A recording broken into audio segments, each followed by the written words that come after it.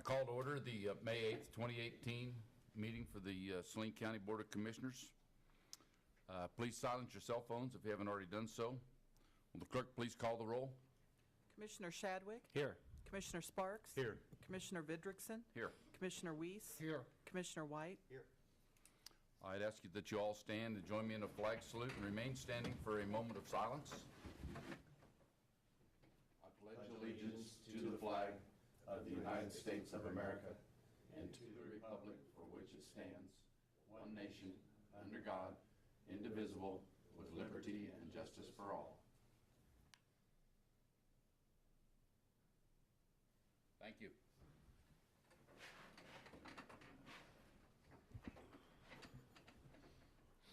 Move on to the public forum where citizens may speak on county government, usually limited to 3 minutes, and items that are not on today's agenda.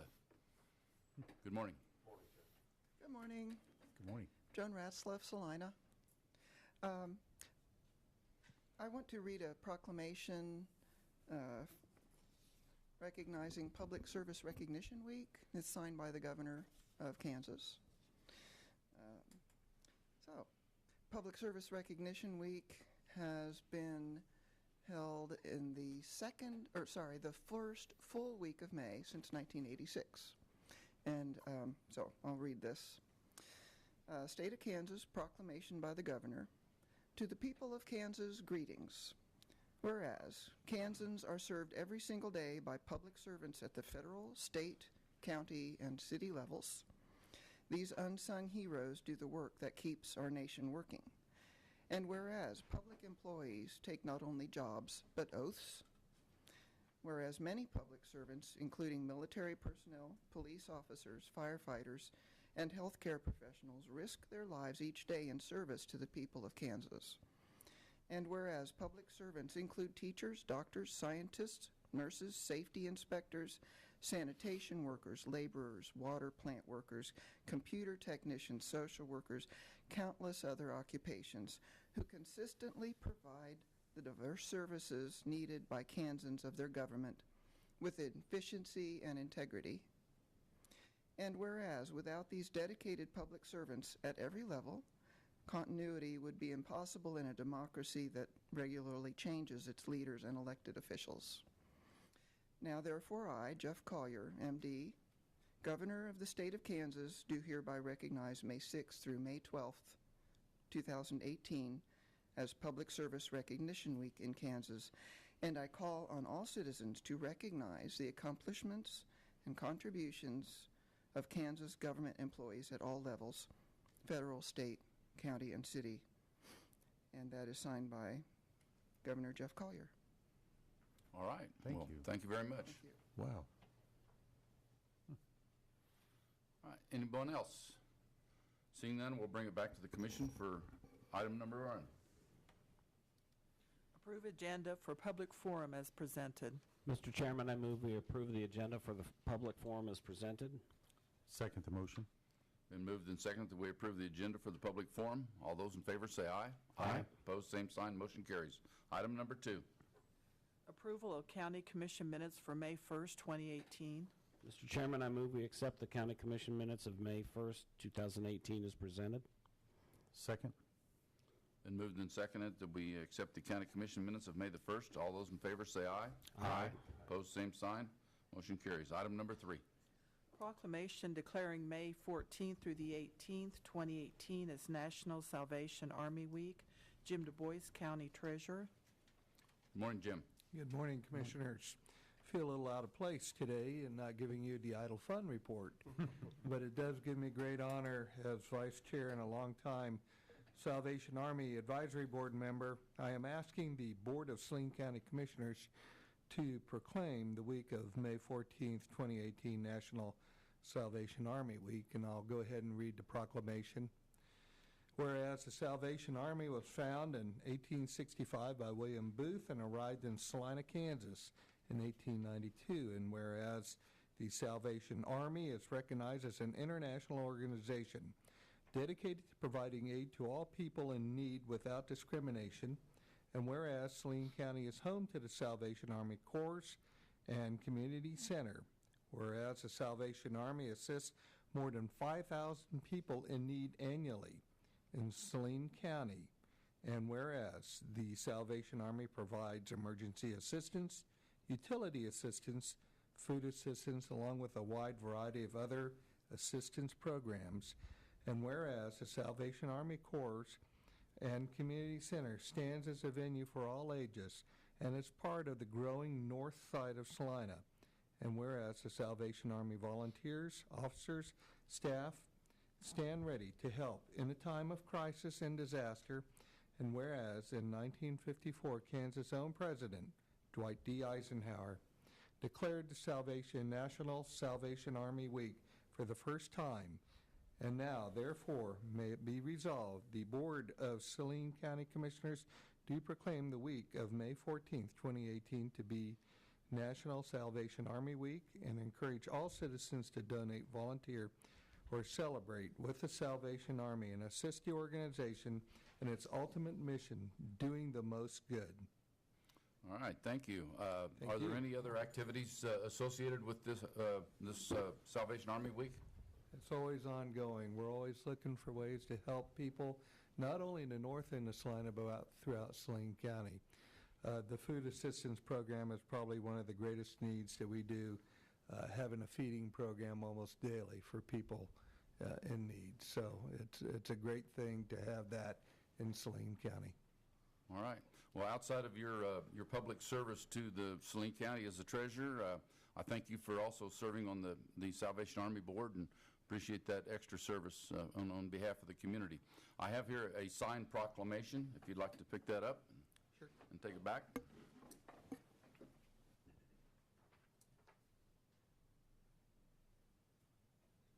Thank you very much.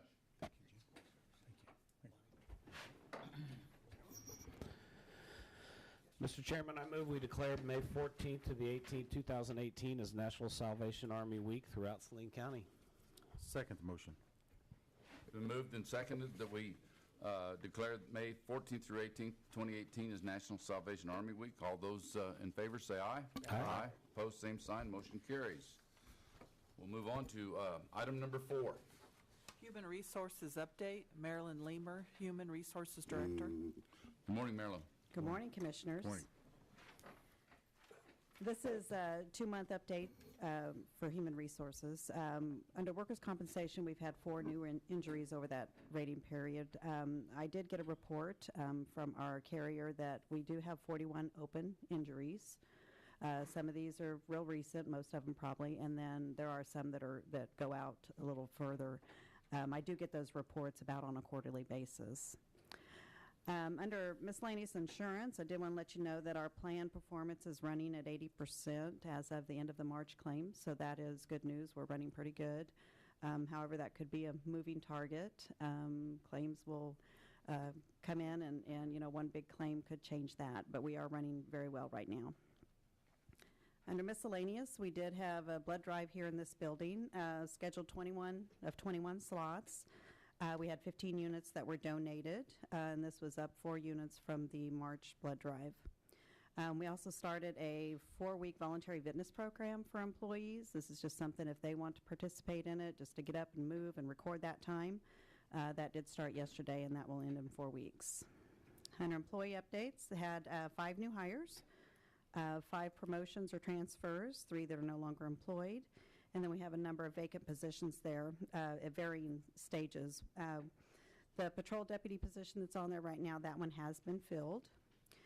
Corrections officer, 5 vacancies that we're looking to fill. That includes 3 regular vacancies, and then we hope to do 2 overhires to be in place in case there are future vacancies. Records clerk, we did interviews last Friday, and so we are pending some reference checks on that one. Transport officer, there is a sheriff interview today, so hopefully by the end of the day we'll have an update on that, whether it's filled. Corrections corporal, we are doing testing and interviews today and tomorrow, so hopefully by the end of tomorrow we'll have a person in that position. Truck driver, there are 3 vacancies out at Road and Bridge. We are accepting applications through the 13th. Seasonal mowers, when I wrote this, there was 2 vacancies, but we are down to 1, looking for 1 seasonal mower. and we've got an application deadline of the 13th of May. And then home health coding office specialist, that position we have advertised again. We were not successful the first time around, so we are pending a May 13th application deadline. Some of the upcoming events, fill vacancies. We do have another blood drive every other month. It'll be in the middle of June. Start salary negotiations with the bargaining units, and then work with CBiz. They are our insurance consultants on doing a voluntary vision plan request for proposal. We did have some employees that requested that we look at some different vision plans, so they're doing that process for us.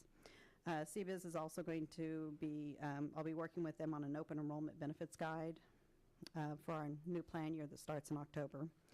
And then we'll continue just to watch the health, prescription, and dental plan performance for our upcoming renewal.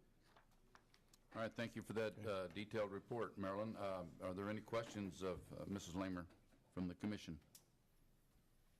Any public comment? Seeing none, thank you for your report. Thank you.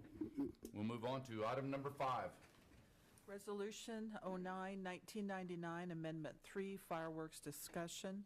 Hannah Stanbaugh, Emergency Management Director. Good morning, Hannah. Good morning, Commissioners.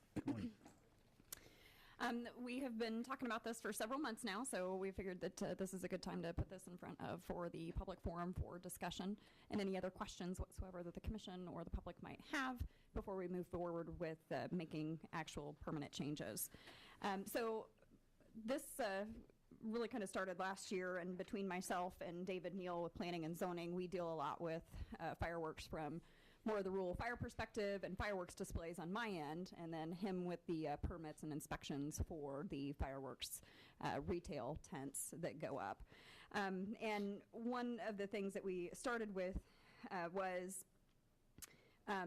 right now that we collect a fee for those fireworks tents, and in previous we had taken that total fee and then divided it up among the rural fire districts and or gave those monies to them for either their special equipment funds or their general funds.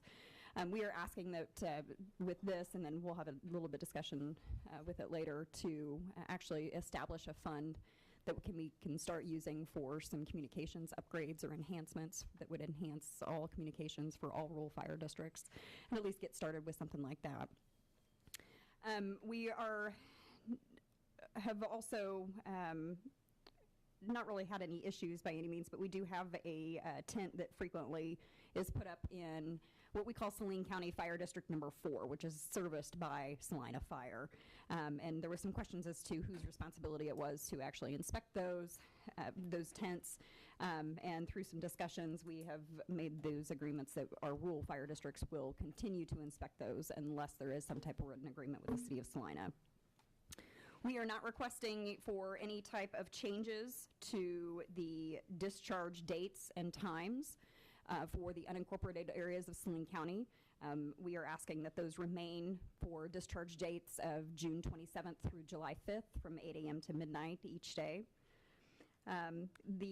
We are also asking to add the prohibition of aerial luminaries, or what we other call as sky lanterns or glow lanterns, the things that you light a fire thing in the middle and then it goes up in the sky.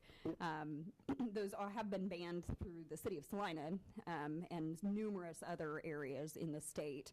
And we have not had any issues with them actually being sold in Saline County or anything like that, but this would actually just formally state that they are not to be sold or to be ignited in Saline County. Probably the one section of this resolution that has got a little bit more changes to it is licenses or permits for public fireworks displays.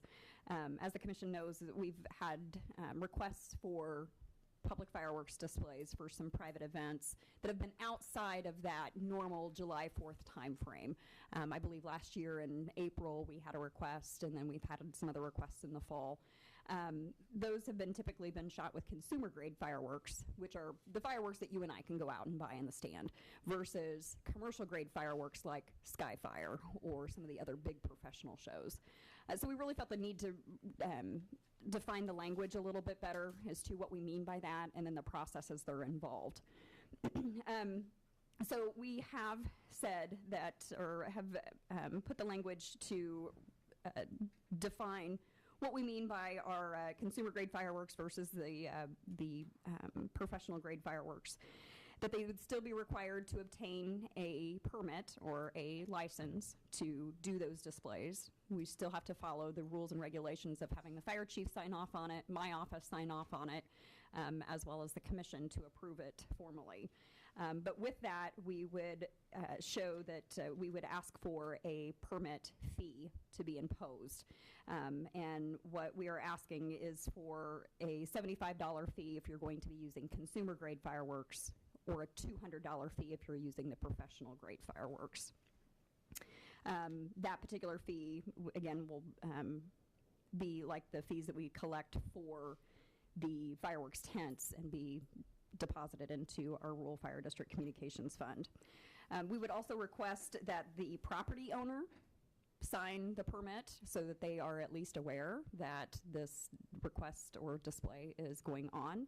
And we would still require that a person have the appropriate liability insurance, as well as a fireworks public display operator that's licensed by the State Fire Marshal's Office to be present.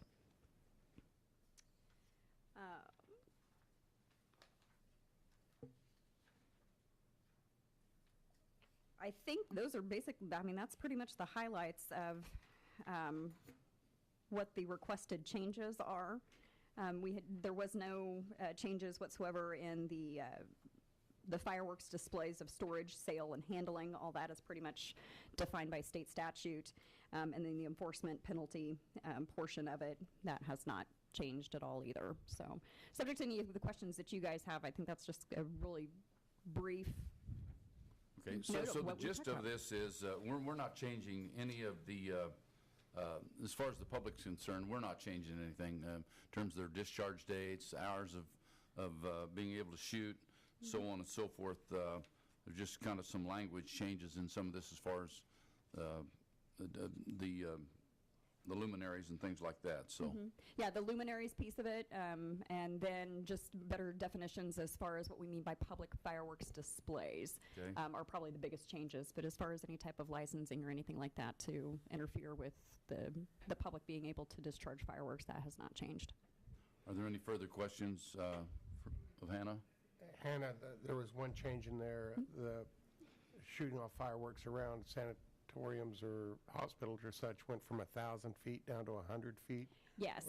What was the driving force on that? That is just to be consistent with the city of Salina, and really, in all honesty, we don't have any hospitals out in the county, so it really didn't make a whole lot of sense to have 1,000 feet. So we were just being consistent, and then also that 100 feet stays consistent with the state fires marshals regulations on fireworks. Well, in regards to that, though, is and I don't know if the nursing home over on North Holmes Road down there, I mean, 100 feet, you could set it there on that county road and pop them off right there. Yep, and people do. Okay, all right, but that's not that they're supposed to be able to do it in the roadway, but even if you look at here in town, the city says 100 feet from the hospital. I guarantee that happens too. Yep. It was just trying to be consistent. Yep. I mean, we can leave it at 1,000 too. It does not matter to us. I presume that we're not going to take any action on this for today. Are you looking for action from us today? I am not.